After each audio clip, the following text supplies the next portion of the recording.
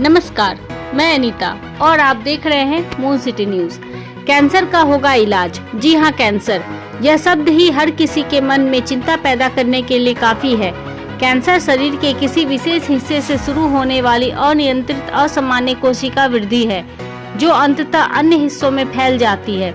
यद्यपि कैंसर बहुत अप्रत्याशित है, कुछ कार्सिनोजेनिक एजेंट ऑन्कोजिन को सक्रिय कर सकते हैं। कभी कभी सामान्य कोशिका विभाजन की क्रमबद्ध प्रक्रिया टूट जाती है और असामान्य या क्षतिग्रस्त कोशिकाएं विभाजित होने लगती हैं। ये कोशिकाएं ट्यूमर बना सकती हैं, जो अंततः गंभीर कैंसर में बदल सकती है। इस जानलेवा बीमारी का अब होगा इलाज सिलीगुड़ी में। जी हाँ, डॉक्टर श्री सतगुरु राय ने प्रेस कॉन्फ्रेंस कर दी जानकारी। क्या कुछ कहा डॉक्टर सतगुरु राय ने, आइए सुनते हैं। कार्यरत हूँ और आज बिहार की घंटी पे हम सबों के मेडिका कैंसर अस्पताल से दंत रोग विशेषज्ञ स्पेशली कैंसर के ऊपर भी ये सर्जरी करते हैं और हम सबों के बीच उपस्थित हैं डॉक्टर सतगुरु रॉय, सर्जन में से हैं। और आपको सुन के भी आपको ये एहसास होगा कि कटिहार से भी हमारे यहाँ पेशेंट सब जा रहे हैं डॉक्टर साहब के पास। तो क्या मेडिका के बारे में आप लोग जानते होंगे, हमारा सिलीगुड़ी में हमारा 2 अस्पताल है। एक है मेडिका कैंसर अस्पताल जो कि रंगापानी में स्थित है और दूसरा है मेडिका नॉर्थ बेंगल क्लिनिक जो कि मल्टी स्पेशलिटी हॉस्पिटल है, वो प्रधान नगर में है। और कलकत्ता में हमारा मेडिकल सुपर स्पेशलिटी हॉस्पिटल है जो कि जहाँ पे हम लोग सारा कुछ करते हैं, ऑर्गन ट्रांसप्लांट से लेके ओपन हार्ट सर्जरी सब कुछ। तो अब आगे कैंसर के बारे में विशेष रूप से आज कुछ कहने आए हैं डॉक्टर साहब। तो आपका माइक जो है डॉक्टर साहब। प्रारंभिक रूप से क्या पहचान है ओरल कैंसर की, कैसे समझे आदमी ओरल कैंसर? हाँ, सो बेसिकली कुछ तरह की चीज़ें जो आपको बहुत क्लियर तरीके से जो आपको समझ में आएंगी। जैसे आपके मुंह में किसी तरह का एक घाव हुआ है जो काफ़ी समय से, काफ़ी कोशिशों के बावजूद भी वो सही समय से ठीक नहीं हो पा रहा, या मुंह में कोई एक तरह से छाला है या घाव है जिसमें आपको थोड़े समय के बाद आप में उसमें दर्द की पनाप्त हो रही है।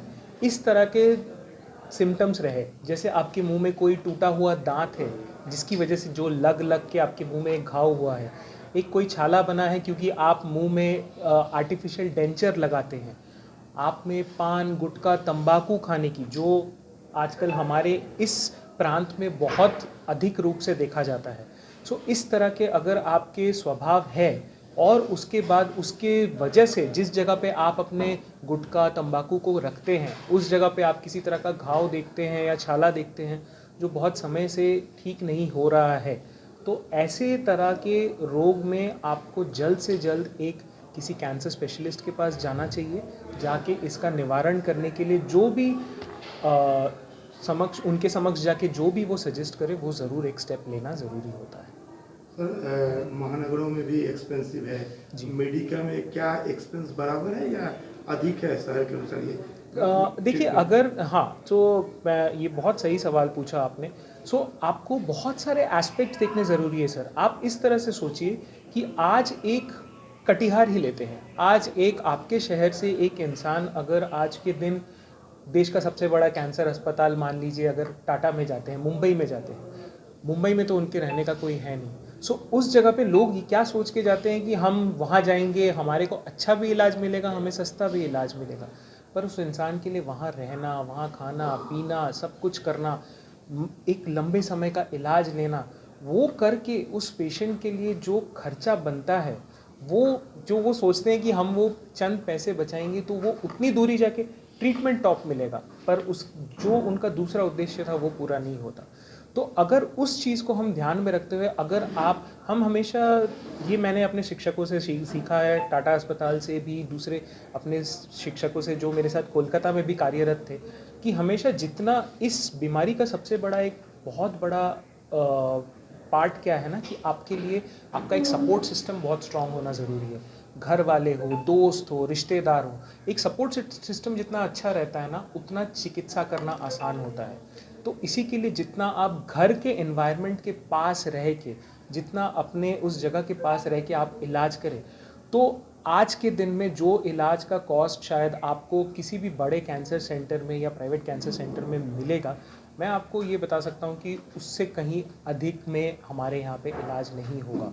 और बहुत सारे इलाजों के लिए तो हमारे डिफरेंट टाइप के स्कीम्स वगैरह हैं, जिसमें हम पेशेंट्स को सहायता प्रोवाइड करने के लिए जो किया जा सके वो हमारे तरफ से ज़रूर किया जाता है। एक आखिरी सवाल, प्रधानमंत्री हेल्थ कार्ड का जो वो स्कीम है आपके अस्पताल में प्रोवाइड होता है? सो बेसिकली वेस्ट बंगाल अभी भी नेशनल जो हमारे हेल्थ स्कीम्स की से अभी भी कवर्ड नहीं है। सो वी हैव हमारे स्टेट स्कीम्स होते हैं, बट जैसे दूसरे बहुत सारे हमारे जैसे आर्मी मैन होते हैं, उनके लिए कुछ स्कीम्स होते हैं, कुछ अलग तरह के पेशेंट्स होते हैं जो उनके लिए डिफरेंट टाइप ऑफ स्कीम्स होते हैं, तो वो सारे स्कीम्स हमारे लिए वो है।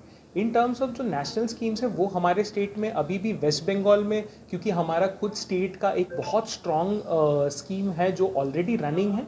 सो वो अभी फ्यूचर तो क्या है sir, I can not discuss that is not, मेरा वो परव्यू नहीं है। बट एट प्रेजेंट पॉइंट पे अगर मैं बोलूँ तो नेशनल स्कीम भले ही नहीं है, पर बहुत सारे पेशेंट्स हमारे खुद के स्टेट स्कीम से सर्व होते हैं, जिसका एक बहुत बड़ा पैमाना हमारे स्टेट के पेशेंट्स को हम स्टेट स्कीम्स के थ्रू सर्व करते हैं। सर आज का क्या मुख्य उद्देश्य है इस तरह का? हाँ, सो जैसा आपने पूछा, तो जैसा मैंने बताया कि हमारा सबसे बड़ा उद्देश्य मेरे लिए आज ये नहीं है कि मैं सबके बीच में बैठूं, आप सबसे आपको कुछ एक बता के जाऊं या सिखा के जाऊं, ये मेरा उद्देश्य नहीं है। आप सबके थ्रू मेरा आज सबसे बड़ा उद्देश्य यही है कि मैं आपके कटिहार वासियों के बीच इस चीज़ को लेके एक जागरूकता फैलाऊं कि ये बीमारी होने का मतलब ये नहीं है कि आपका जीवन ख़त्म हो रहा है, आपका जीवन नष्ट हो रहा है, ऐसी कोई बात नहीं है। अगर आप सही समय पे, सही जगह पे, सही डॉक्टर के पास, सही कैंसर स्पेशलिस्ट के पास इसका इलाज कराएं, तो ये बीमारी पूरी तरह से निवारण होने की संभावना रहती है। सो यही मैसेज, यही संदेश मैं आज आप सबके थ्रू आपके कटिहार वासियों के बीच पहुंचाना चाहता हूं।